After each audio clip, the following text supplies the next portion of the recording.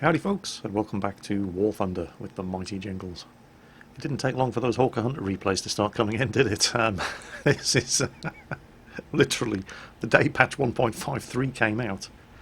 I was getting Hawker Hunter replays, and this is someone we've seen before. This is AndyInBrum, who I have featured in War Thunder realistic and simulator battles before. This time, he's flying a realistic battle.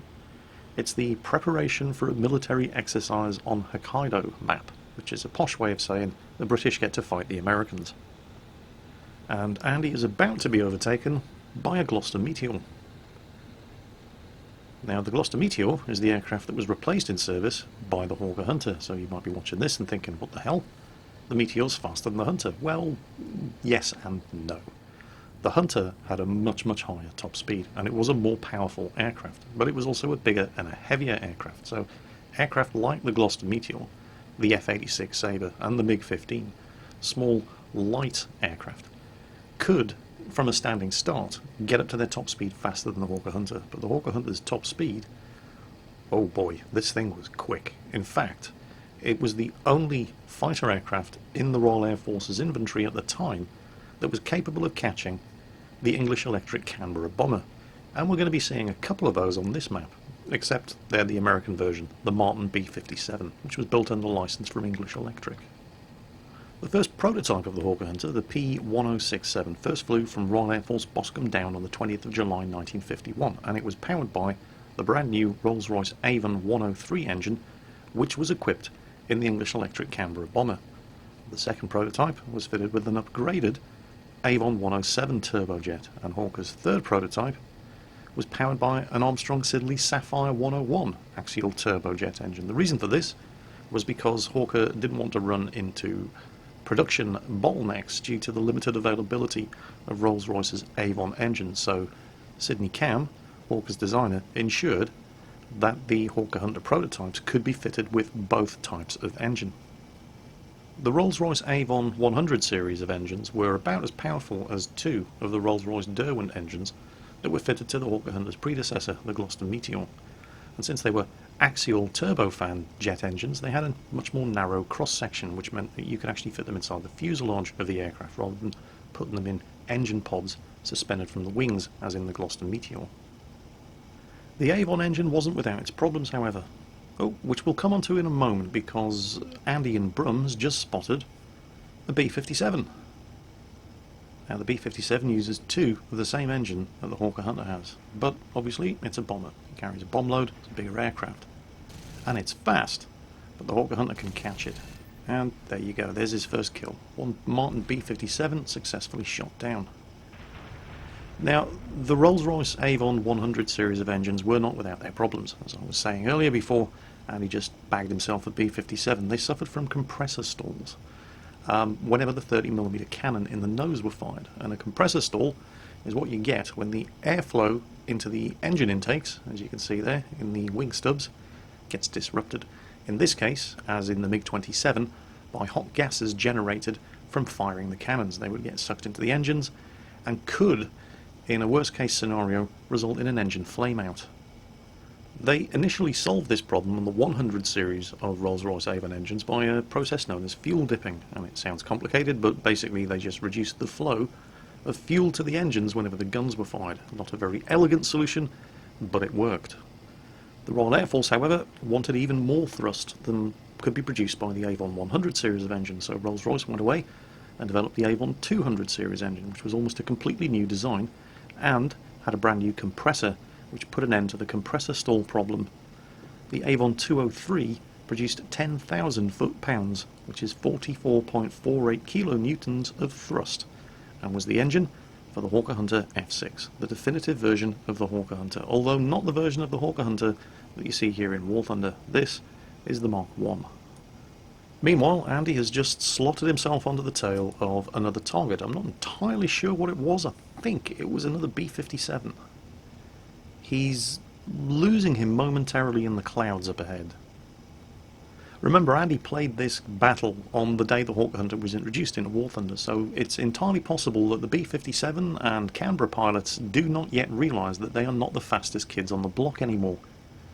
This guy was trying to lose him in the clouds, but it looks like, yep, Andy's caught sight of him again. And it looks like this fella is rapidly coming to the conclusion that he cannot outrun the Hawker Hunter. He's putting it into a dive and attempting to pile on even more speed. But the Hawker Hunter is capable of a top speed in excess of 1100 kilometers per hour, and you can see this B-57 just cannot shake him off. And with 4 30mm cannons in the nose, it doesn't take very long before, well, yeah. So Andy's just splashed his second very surprised B-57, but he's not done yet. This battle doesn't actually last too long, but don't worry, we've got another one starting as soon as this one's finished. Spotted some business behind him, and you can see the flak coming up, all that ground fire, which indicates that there's something down there to be shot at, and there you can see the tracer. What we've got down there is a Gloucester Meteor who just screwed up his attack dive on an F9 Panther, putting himself in front of the Panther's guns, and in a very, very dangerous situation. The Panther closing in on the tail of the Meteor, who goes vertical, and then very rapidly dumps his speed, forcing the Panther to fly on by. The Meteor unable to take advantage of that, because he's now low on energy, but that's okay. AndyInBrum behind him, and as we're coming to see by now, those 4 30mm Aiden cannons take no prisoners whatsoever. And there's Andy's third kill, this time a fighter aircraft. And as bits of F9 Panther fall from the sky behind him, Andy goes looking for another victim. Unfortunately, there just isn't anybody left for him to shoot down at this stage, or possibly there was one enemy aircraft left, but it didn't take long at all for the rest of Andy's team to swarm the poor unfortunate enemy pilot and knock him out of the sky, and that brought this game to a very, very rapid conclusion. F9's just hit the ground, game's about to end, Andy's team have won, and he gives us a cheeky little victory roll because, hey, why not? He's earned it. As even faster supersonic aircraft, such as the English Electric Lightning, were introduced into Royal Air Force service, the Hawker Hunter found itself being sidelined into the ground attack role, although it was very, very good at it. This of course meant that the Royal Air Force had lots and lots of spare Hawker Hunters that they were anxious to get rid of, and so the Hawker Hunter became a very successful aircraft on the export market. In 1954, at the same time as Pakistan announced it was buying F-86 Sabre jet fighters from the USA, India announced that they'd purchased 140 Hawker Hunters from the Royal Air Force. Indian Air Force Hawker Hunters were going to get very, very busy, and the Indian Air Force was definitely going to get their money's worth out of their Hawker Hunters over the course of the next 20 years or so, beginning in 1962 with the outbreak of the China-India War. India, at the time, already fielded one of the largest air forces in all of Asia. Despite this, China did actually have a bigger air force, and not only that, its pilots were more combat-proven, having fought extensively during the Korean War and also in actions over the Taiwan Strait. However, due to the worsening political situation between the Soviet Union and China, Nikita Khrushchev was no longer prepared to supply China with advanced military equipment, and so the Chinese aircraft, even though the pilots were very good, were still the kind of aircraft that they'd been operating over Korea, and the Indian Air Force had Hawker Hunters. In this war, however, both sides exercised restraint with the use of aircraft and didn't use them in offensive, aggressive roles, instead preferring to use them to defend the various different border zones, leaving the actual fighting down to the ground forces. The war was a decisive victory for China. But the Hawker Hunter pilots would soon get the opportunity to prove what they were capable of. A mere 3 years later, India once again went to war, this time with Pakistan, with the Hawker Hunter, along with the Folland Gnat, another British-designed aircraft, being at the forefront of India's air defence. Indian Air Force Hawker Hunters saw regular combat with Pakistani Air Force F-86 Sabres and F-104 Starfighters. The 1965 war between India and Pakistan only lasted 1 month, was indecisive, and both sides claimed victory in the air. Pakistan claimed to have destroyed 104 aircraft against its own losses of 19, while India claimed to have destroyed 73 enemy aircraft against its own losses of 35. Both sides would have the opportunity to set the record straight, however, because in 1971 India and Pakistan went to war with each other once again. By 1971, of course, the Hawker Hunter, while still a good aircraft, was by no means a top-of-the-range jet air interceptor. However, it still had plenty of teeth in the ground attack role, which was to prove decisive at the Battle of Longawala. Major Kuldip Singh Chandpuri, in command of the reinforced A Company of the 23rd Battalion Punjab Regiment of the Army's 30th Infantry, was defending the Indian border post of Longawala in the Thar Desert of the Rajasthan state in India when they came under attack by a Pakistani mechanised brigade. There were many factors that contributed towards the comprehensive defeat of the 2,000 Pakistani army soldiers with one mobile infantry brigade and 45 tanks backing them up, ranged against Major Champuri's 120 Indian army soldiers, one observation aircraft, and one jeep with a mounted M40 recoilless rifle. But Major Champuri also had an Indian Air Force forward air controller with communication links to 6 Hawker Hunters stationed at the nearby Jaisalmer Air Force Base. And it was the skillful direction of these Hawker Hunters that made the difference, as they conducted continuous ground strikes against the armoured and mechanised Pakistani formations over the course of 4 days. By the time the Pakistanis withdrew from the battlefield, they'd lost 200 soldiers killed, 34 tanks knocked out, and 500 plus other vehicles destroyed or abandoned. In comparison, the Indians had suffered the loss of 2 soldiers and 1 jeep. It was the largest disproportionate tank casualties suffered by one side in a single battle since the end of World War II. And it wasn't a tank-on-tank engagement, it was a Hawker Hunter on tank engagement.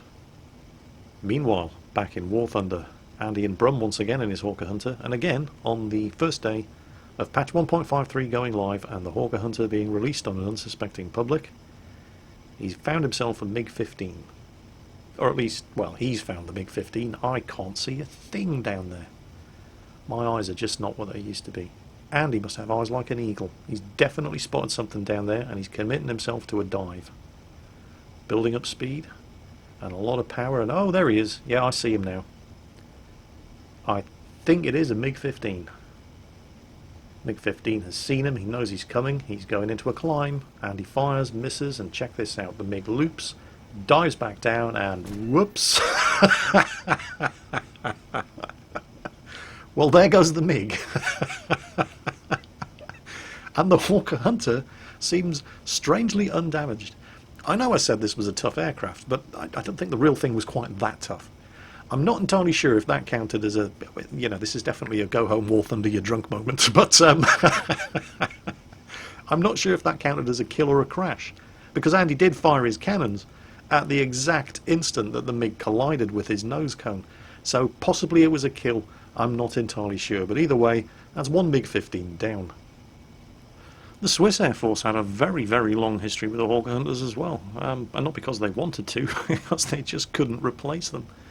The Swiss Air Force was still operating Hawker Hunters in frontline roles until the mid-1990s.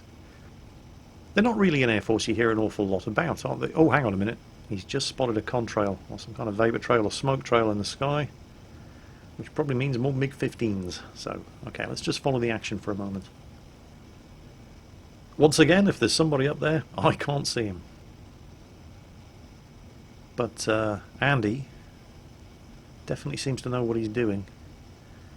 He's in a dive. There we go, tracer. Somebody's engaged in a duel down there. And there goes the MiG-15. He's just about to break the horizon. There he goes.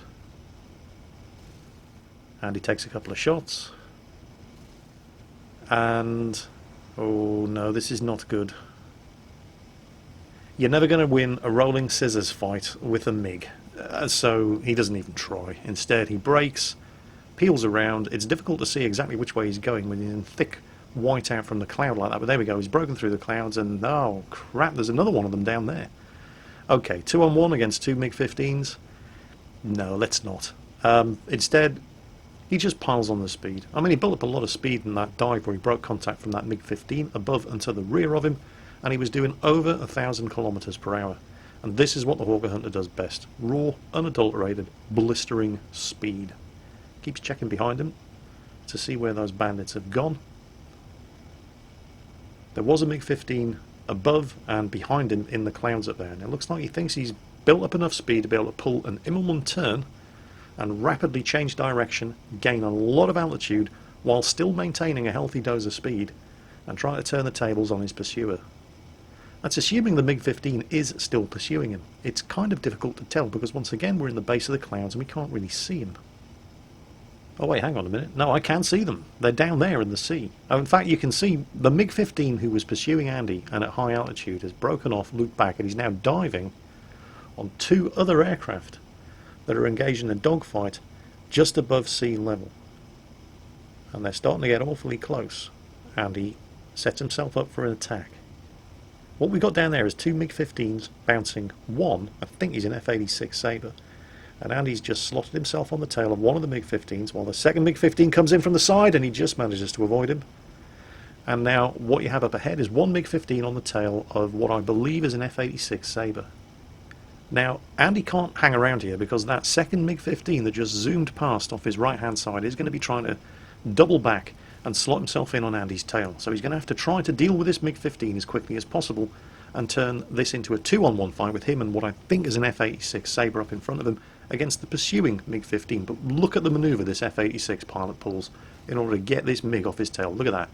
He almost stalls the aircraft, swoops around, and, well, it was a beautiful manoeuvre. It was almost like watching a Viper pilot do a 180 combat turn on a Cylon Raider in Battlestar Galactica. Anyway, he's out of there now, he's clear. Managed to disengage, building up some speed in the dive, while Andy is trying to finish this MiG-15 off. He's hit, he's crippled, but he's not out. I think, just checking out the silhouette of that MiG-15 up there, that it does look like Andy has managed to shoot, and he's hit him again, and it looks like he's managed to shoot both of the flaps off his wings. Now, I can only hope that that F-86 pilot has taken advantage of the reprieve that Andy's given him by engaging that second MiG-15, because while Andy, if this is a one-on-one fight, Andy can do this all day. The MiG-15 can't outrun him because he's in a Hawker Hunter. He's a much faster and more powerful aircraft. And with most of his control surfaces shot off, he can't outmaneuver him.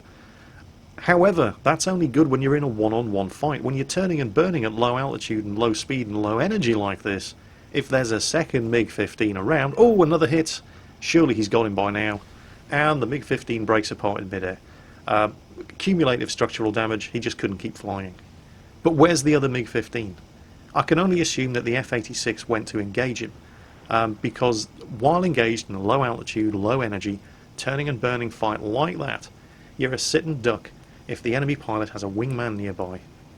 And just there, screaming out of the clouds, was the F-86, diving on the MiG-15 and spoiling the attack that he was trying to set up on Andy as he tried to recover from downing the first MiG-15. So those two guys, both high on speed after coming out of two different dives, are now screaming off in the direction of the land over there, while Andy, low on energy initially, is struggling to pile on the power and get in there and assist the F-86.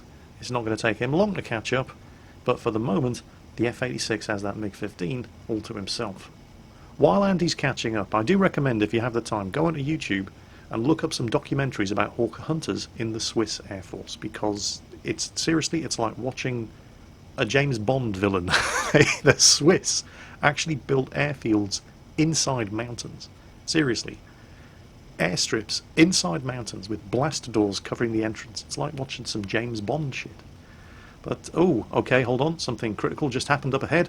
It looks like the F-86 overshot the MiG-15, realised his error, put himself into a climb. The MiG-15 shot him down. The last thing we saw of the F-86 was the pilot bailing out. This, of course, means the MiG-15 is now low on energy, and Andy's going a bit too fast. And, oh shit. Whoops. Now, Andy does not make the mistake that the F-86 Sabre pilot did. He doesn't immediately pull up, because you're now throwing away all of the energy that you have. And if there's one thing that the Hawker Hunter has in bags over the MiG-15, it's energy. He's easily able. All he has to do is avoid his fire. For a couple of seconds, he was going much faster than him in the first place. He's easily able to open up the distance, and that is in fact exactly what he does. So now, Andy and that MiG-15 are now the only two pilots left flying in this realistic battle. What are you going to do? They're going to go jousting. Jousting is what they call it in realistic and simulator battles. In arcade battles, they call it bloody stupid suicidal head-on passes. The first approach didn't quite work out. The MiG-15 flew by underneath, he's gone to the rear, and he's gone into a climb. So we're going to take it round again. Best 2 out of 3. Let's have a go. Piles on the speed. He's going to extend the distance a little bit more this time, just to give him time to get turned around and pointed at the target. And here we go. Pulls it around. Levels it off at the top.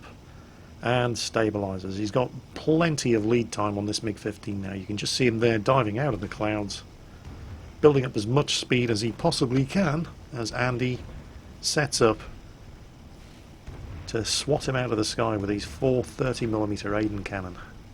Here he comes, wingtip smoke on, all done in the best possible taste, and they both shoot each other out of the sky. I couldn't swear to it, but it looked like the MiG-15 actually got the kill by shooting Andy down, but then flew into the wreckage of Andy's aircraft and took himself out. So technically, the battle went to the MiG-15. However, plot twist, at the point at which they both died, Andy's team was slightly ahead on tickets, and there was just a fraction of a second between the two aircraft being destroyed, so the ticket counters started counting down at the same rate at exactly the same time, which means that Andy's team wins. Despite the fact that the MiG-15 was still flying for a fraction of a second after the last aircraft on Andy's team went down.